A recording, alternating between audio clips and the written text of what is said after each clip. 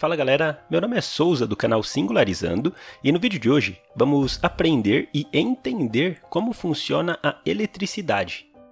E para trazer o conteúdo bem completo e não deixar tão cansativo, vamos dividir esse vídeo em duas partes.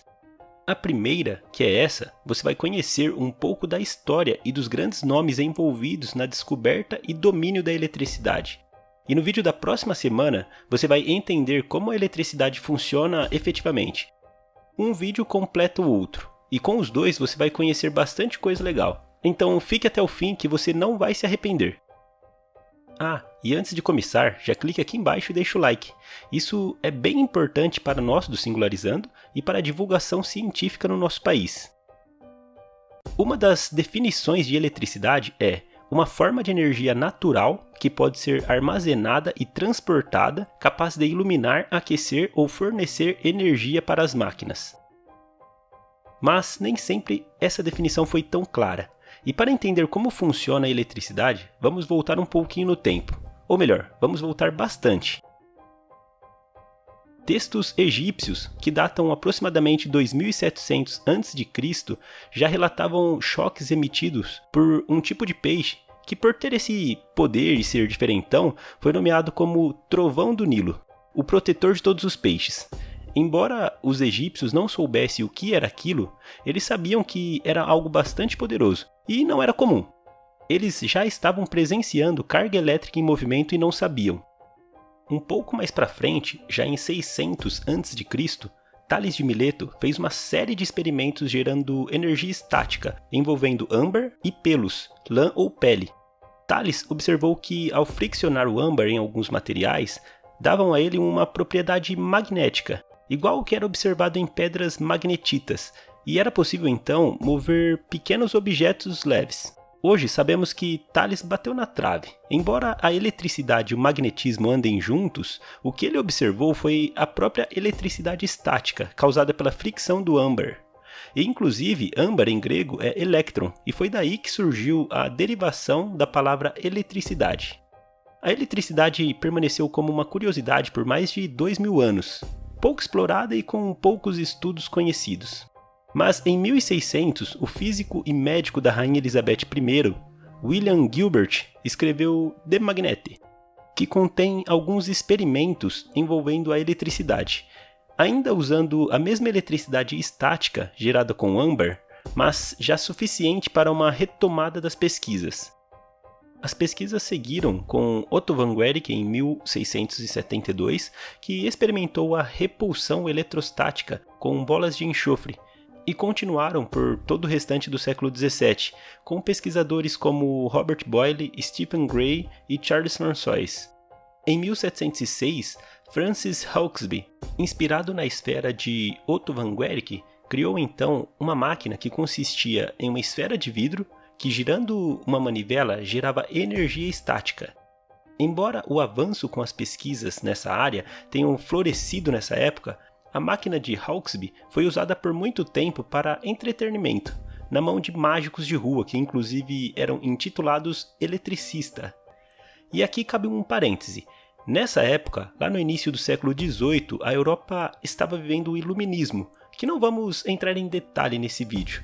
Mas de uma forma resumida, foi um movimento filosófico que centrava as ideias na razão, em pesquisas e método científico, o que ajudou muito para difundir os testes para conhecer como funcionava a eletricidade. Em 1745 e 1746, ocorreu mais uma grande descoberta. O físico Pieter van Musschenbroek, que também estudava a eletricidade, pensou que se a eletricidade fluía como a corrente dos rios, talvez pudesse ser como a água, e então armazenada como a água. Então, em um experimento usando uma máquina de Hauksbee e uma garrafa de água, com um condutor dentro e uma base isolante, ele girou a manivela, gerando eletricidade para dentro da garrafa. Em um acidente, ele encostou a mão no fio condutor e na base da garrafa, e tomou um grande choque. E assim foi comprovado que a eletricidade poderia ser armazenada. O recipiente onde a eletricidade foi armazenada, em homenagem à cidade onde Musschenbroek nasceu, foi nomeado Garrafa de Leyden. Mais tarde, foi descoberto que o cientista alemão Ewald von Kleist, acho que é assim que se fala, havia realizado o mesmo experimento que Musschenbroek 3 meses antes, mas injustamente o nome mais ouvido quando falamos de garrafa de Leyden é de Musschenbroek e não de Kleist. Ainda no século XVIII, Benjamin Franklin fez uma série de experimentos e pesquisas envolvendo eletricidade e propôs um dos experimentos mais conhecidos quando falamos sobre o assunto: colocar uma chave em uma pipa para provar a natureza elétrica dos raios. Para ser sincero, não existe comprovação que Benjamin Franklin realizou esse experimento. Ele apenas idealizou, e a motivação de Franklin era enorme, porque, como mencionamos acima, no meio do movimento iluminista, conseguir comprovar que os raios não vinham dos deuses e era apenas uma corrente elétrica em grandes proporções significava muito para ele. E no ano de 1752, a ciência conseguiu comprovar a natureza do raio, em um dos experimentos idealizados por Franklin, mas realizado por Thomas François Dalbard. O experimento consistia em erguer uma haste como um para-raio e encaixá-lo em uma garrafa. Assim, em uma tempestade, se o raio for elétrico, ele será conduzido pelo metal até dentro da garrafa, e seria como a garrafa de Leyden. E foi exatamente isso que aconteceu. O raio não ficou preso dentro da garrafa, mas o material ficou eletrificado o suficiente para dar um choque em um dos assistentes, comprovando então que sim, o raio não vinha dos deuses, ele era apenas mais um fenômeno da natureza que o homem poderia usar se assim o conseguisse. Dentre os diversos experimentos e teorias idealizadas e realizadas por Franklin, uma teoria foi bem importante. Ele explicou o conceito de fluxo de eletricidade, dizendo que a eletricidade deveria ser como cargas que poderiam ser positivas e negativas. Por exemplo, a garrafa de Leyden recebia uma carga negativa da máquina de Hauksbee, e como o vidro é um material isolante, a carga fica presa lá dentro. E fora da garrafa havia cargas positivas, que se acumulavam também para tentar anular as cargas negativas. E o raio que saía entre elas era justamente a movimentação dessas cargas. Logo, se você segura a garrafa de Leyden com a mão do lado de fora, é claro, e com a outra mão encosta no fio, que está levando a carga negativa para dentro da garrafa, você toma um choque, porque a carga negativa usa o seu corpo para chegar até a carga positiva. As descobertas de Franklin foram extremamente importantes para a continuação dos próximos capítulos da descoberta da eletricidade. Ainda no século XVIII foi descoberto uma nova forma de gerar eletricidade, que muitos na época chamavam de eletricidade animal, porque era gerada por um peixe, o peixe tremelga, que começou a ficar bastante famoso através de histórias de pescadores, literalmente. Isso porque naquela época, se existia um ponto onde gente de todo mundo passava, era o Canal da Mancha. Embarcações de todos os lugares do mundo, trazendo todo tipo de material e muitas histórias, desembarcavam ali. E foi lá que se difundiu a história de que um peixe também dava choques igual à garrafa de Leyden. E quem fez uma série de experimentos para entender como isso funcionava foi um dos cientistas mais tímidos que existiu, Harry Cavendish. Cavendish contribuiu muito para o conhecimento em eletricidade, inclusive com estudos envolvendo capacitância, resistência e potencial elétrico. Já na segunda metade do século XVIII, dois grandes cientistas com posicionamentos diferentes sobre o mundo e a ciência começaram seus estudos envolvendo eletricidade. Luigi Galvani, que defendia a eletricidade animal e que tentava comprovar que nosso corpo funcionava com eletricidade e que cada célula tinha um potencial celular. E hoje sabemos que ele não estava ao todo errado. Hoje, inclusive, existe um ramo da fisiologia denominado eletrofisiologia, que estuda exatamente isso, as propriedades elétricas da célula. Já o rival de Galvani, Alessandro Volta, tinha a convicção de que a eletricidade não era animal, ela vinha de outra fonte e queria provar isso. Ele iniciou os experimentos usando dois metais, assim como Galvani usava na época, em experimentos envolvendo rãs. E em um dia, ele colocou uma moeda na boca e encostou uma colher de prata em cima da moeda. E sentiu um pequeno formigamento, que chamou de gosto da eletricidade. Aprofundando mais, percebeu que se colocasse 2 metais embebidos em salmoura, era fechado um circuito que corria a eletricidade. Em 1800, ele fez uma das principais descobertas. Para aumentar esse potencial de eletricidade, ele usou os mesmos discos de metais separados por panos molhados com salmoura. Mas agora colocou um disco em cima do outro, criando uma pilha de discos que gerou eletricidade partindo dos metais. Assim, pôde comprovar que a eletricidade não dependia de um corpo. Ela era apenas um processo que poderia ser repetido apenas com metais. Alessandro Volta criou a primeira pilha e, em homenagem a ele, uma das medidas elétricas recebeu o seu sobrenome, o volt. Depois da pilha de Volta, a ciência se debruçou nos estudos e experimentos sobre eletricidade, porque de fato era algo que poderia mudar o mundo. Em 1820, o físico-químico Hans Christian publicou uma descoberta fantástica, a relação entre corrente elétrica e o magnetismo. Usando um fio com corrente elétrica, ele viu a agulha da bússola ser desviada do norte. Embora o experimento foi bem simples, custou pelo menos 2 anos de trabalho até ele publicar os resultados.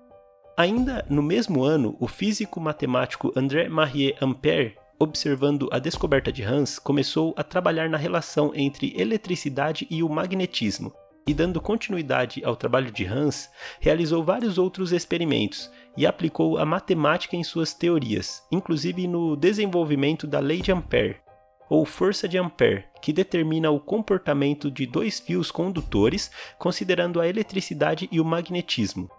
E assim como Alessandro Volta, Ampère recebeu em sua homenagem o nome de uma unidade de medição elétrica, o ampere. Após a descoberta de Hans e de que a eletricidade e o magnetismo andavam juntos, os trabalhos envolvendo eletricidade afloraram ainda mais entre os cientistas de diversas partes do mundo. Um ano depois, entra em cena um dos cientistas que contribuiu muito para aumentar o conhecimento da eletricidade, Michael Faraday. Faraday, nesse ano, usando as recentes descobertas, desenvolveu um equipamento que consistia em um circuito elétrico alimentado por uma pilha que passava por um copo cheio de mercúrio, que é um bom condutor, e no centro havia um ímã. O contato com o mercúrio era móvel, e devido ao campo magnético gerado pela corrente, o contato era constantemente desviado do ímã, girando sem parar. E foi assim que Faraday criou o primeiro motor elétrico. E não parou por aí. Em 1831, Faraday descobriu a indução eletromagnética, ao fazer um experimento com 2 bobinas isoladas e um anel de ferro. E no mesmo ano, também criou o primeiro gerador elétrico, usando um ímã em forma de ferradura e um disco de metal. Ao girar o disco, ele percebeu que energia fluía continuamente na borda do disco, devido à diferença de potencial entre o centro e a borda. Em 1836, Faraday, indo em contramão com o que se pensava na época, comprovou que a eletricidade é uma força, e não um fluido.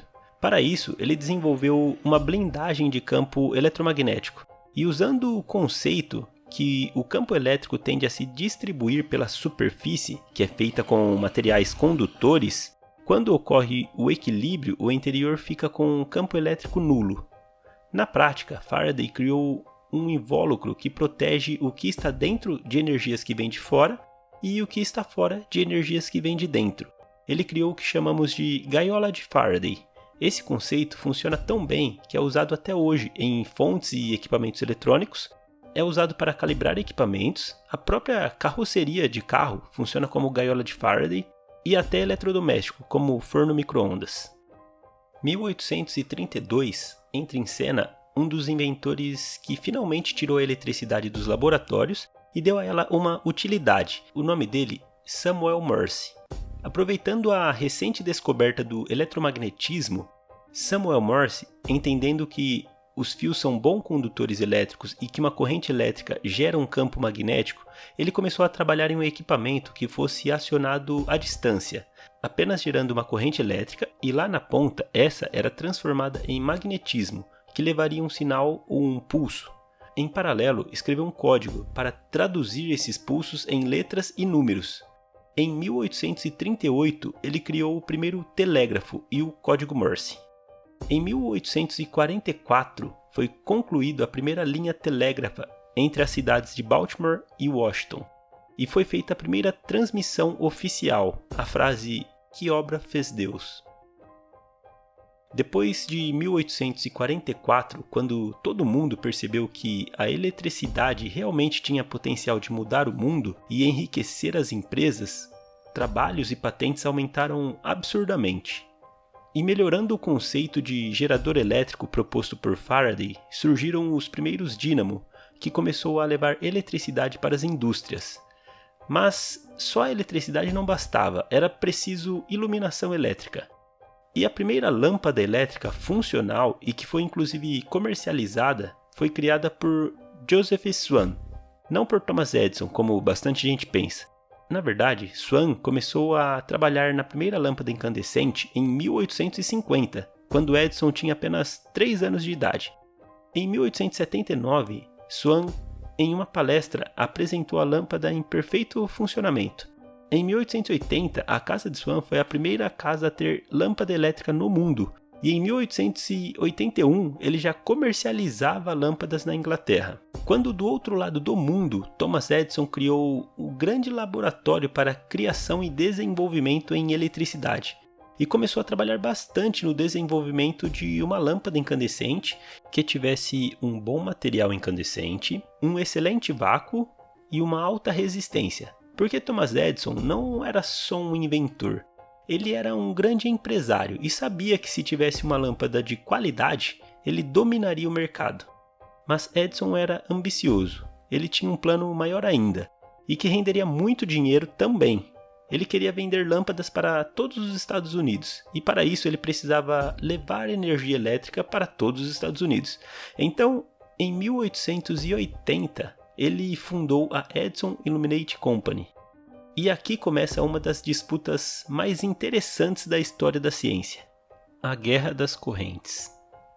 Por um lado, Thomas Edison sustentando que o futuro era a corrente contínua, a mesma usada na pilha de Volta e na maioria das pesquisas da época, e que ela iluminaria o mundo.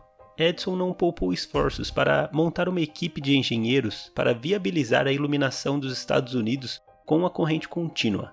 E Thomas Edison conseguiu iniciar a distribuição de energia em 1882, em Manhattan. Mas teve alguns problemas, porque a estação geradora de corrente contínua precisava ficar próximo dos clientes. E pior, a dificuldade em alterar a tensão em um sistema em corrente contínua fazia com que precisasse de uma linha de transmissão para cada uso. Por exemplo, se tivesse lâmpada em casa, teria uma linha de transmissão para lâmpadas. Se tivesse um motor na mesma casa, teria mais uma linha de transmissão para esse motor. Isso fazia com que a eletricidade ficasse em mão de poucos e em grandes cidades. E também gerava muitos problemas devido à quantidade de cabos, conectores e equipamentos. A ideia de iluminar o mundo era boa, mas era preciso melhorar a forma de transmissão. Em 1884, a solução para iluminar o mundo veio de um dos subordinados de Edison, e na minha opinião pessoal, um dos mais brilhantes inventores e futurista que já pisou nessa terra, Nikola Tesla.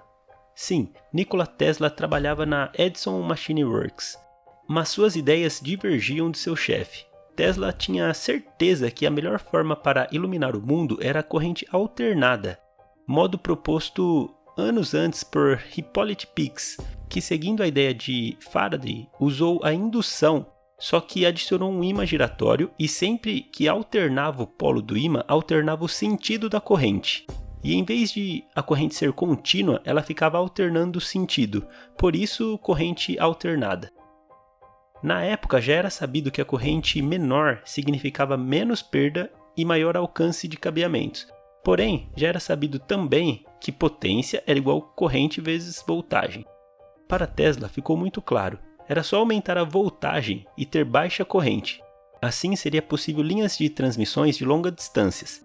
Quando chegasse próximo ao usuário, era só usar um transformador que já havia sido proposto por Faraday e a tensão ficaria reduzida, sem muitas perdas e com pouco cabeamento. Tesla ficou pouco tempo trabalhando para Edison, e o motivo da saída é incerto, mas acredita-se que pode ter sido uma promessa não cumprida de Edison. A história diz que Edison prometeu um bônus de $50 mil se Tesla projetasse algumas máquinas.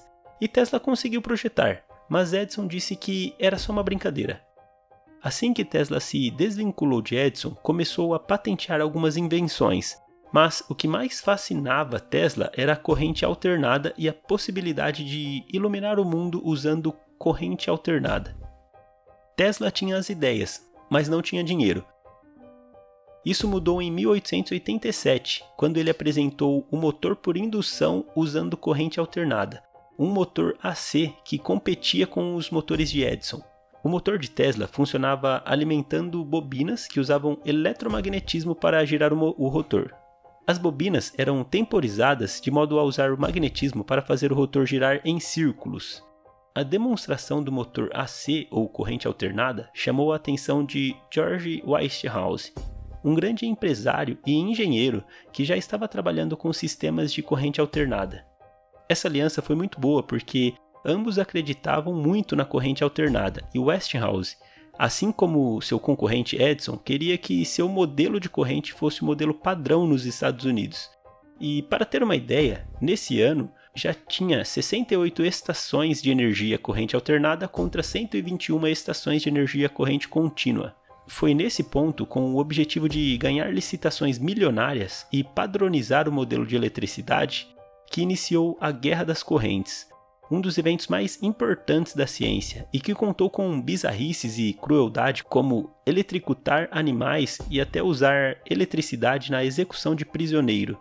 Tudo para mostrar para o mundo o perigo de usar o modelo de distribuição de corrente do rival. No fim, quem ganhou essa guerra foi Westinghouse e Tesla, quando assinaram o contrato para a construção da primeira usina de geração de corrente alternada de grande escala do mundo. A usina entrou em operação em 1895 e daí para frente foi questão de tempo até o sonho de iluminar o mundo com corrente alternada ser realizado. 139 anos depois da primeira estação de distribuição de energia, hoje, em 2021, vemos o mundo usando o padrão de corrente alternada, o modelo proposto por Tesla. E hoje podemos perceber, através do nosso dia a dia e de todos os aparelhos que usamos, inclusive esse que está assistindo esse vídeo, que a eletricidade mudou o mundo. Um grande abraço e até a próxima.